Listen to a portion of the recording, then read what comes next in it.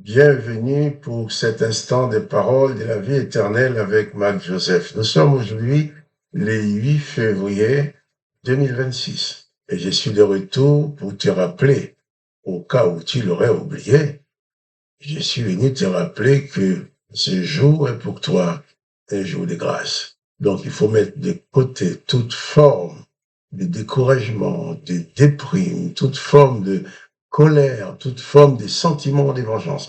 C'est un jour de grâce pour toi parce que Jésus-Christ demeure dans ta vie. C'est un jour de grâce pour toi et aussi un jour de grâce pour ceux qui t'ont fait du mal. Un jour de grâce pour tous ceux qui s'approchent de toi.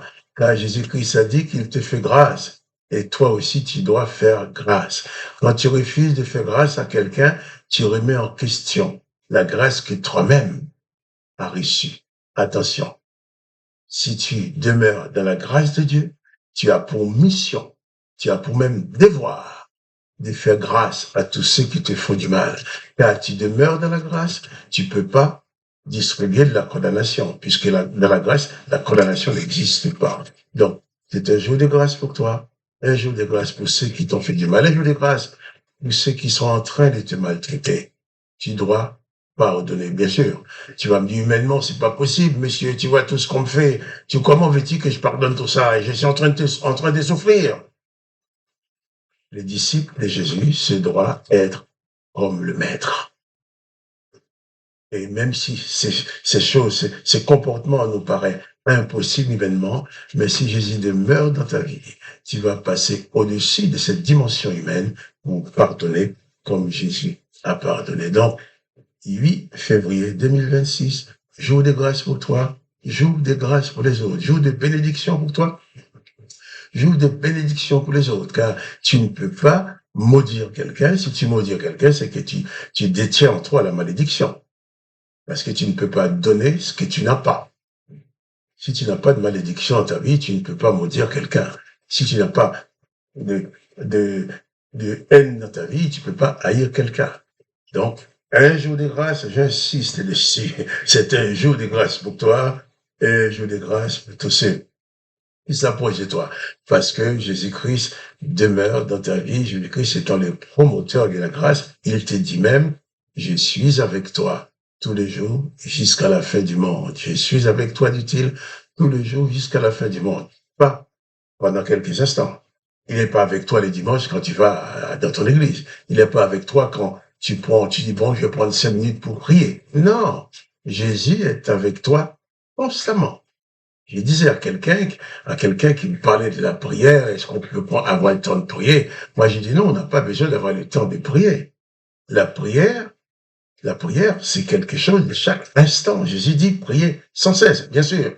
Les religions vont nous dire, pour prier, il faut avoir telle posture, il faut se mettre de telle façon, il faut réciter telle ou telle chose, de réciter des textes que quoi tu n'as pas pensé, que tu n'as pas écrit, que quelqu'un tout à coup vous dit tu vas dire ça à Dieu et c'est la prière. Non, ça c'est pas la prière. C'est une récitation d'un texte.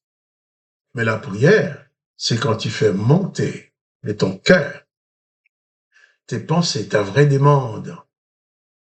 Quand tu vas te mettre de quelqu'un pour dire, par exemple, je vous salue Marie, c'est pas une prière, ça. Ce sont des paroles, ce sont des paroles ce qui a été dit à Marie quand l'ange a dit, je te salue Marie, toi qui, une grâce a été faite. La religion a fait, je vous salue Marie, pleine de grâce. Une grâce a été faite. Mais quand tu récites ça, ce n'est pas une prière. C'est une récitation d'un texte écrit.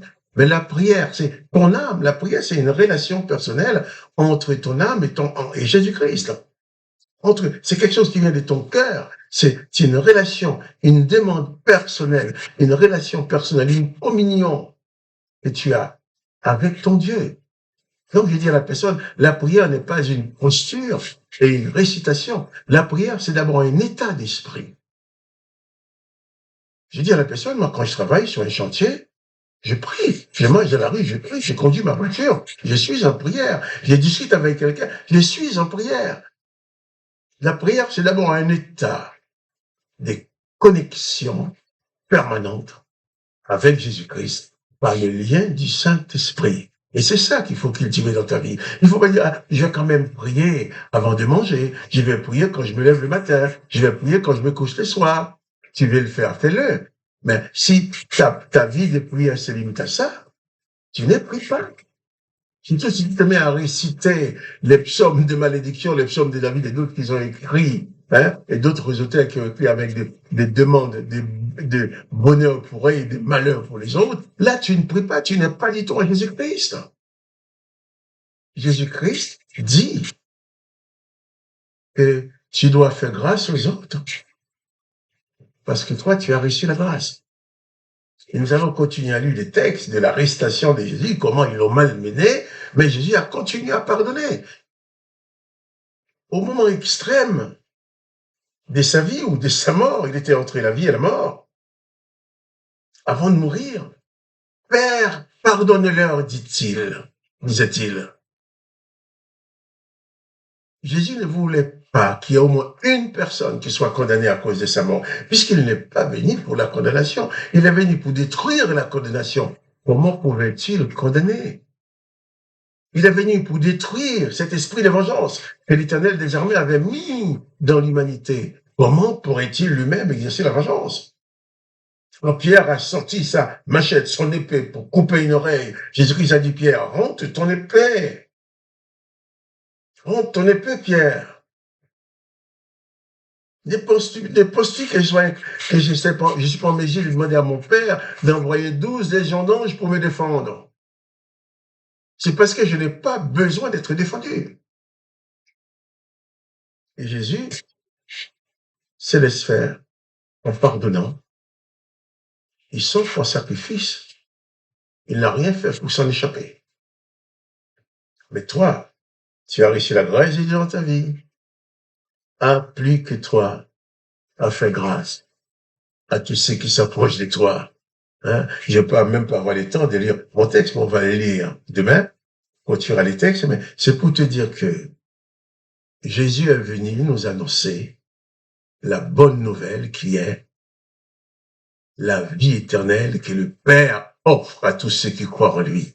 Aussi, Jésus dit, celui qui croit en moi, la vie éternelle. Il dit même, celui qui croit en moi vivra même s'il meurt. Voilà pourquoi tu dois demeurer en Jésus-Christ. Jésus-Christ est la seule espérance qui existe lorsque ce corps dans lequel tu es va tomber par terre, va mourir, et que ton âme va répartir dans sa dimension spirituelle. Un jour de grâce pour toi, un jour de grâce pour ceux qui te font du mal, un jour de grâce pour toi, un jour de grâce pour ceux qui sont en train de te combattre, un jour de grâce pour toi, un jour que tu vas vivre sans aucune trace de vengeance dans ta vie, sans aucune trace de haine.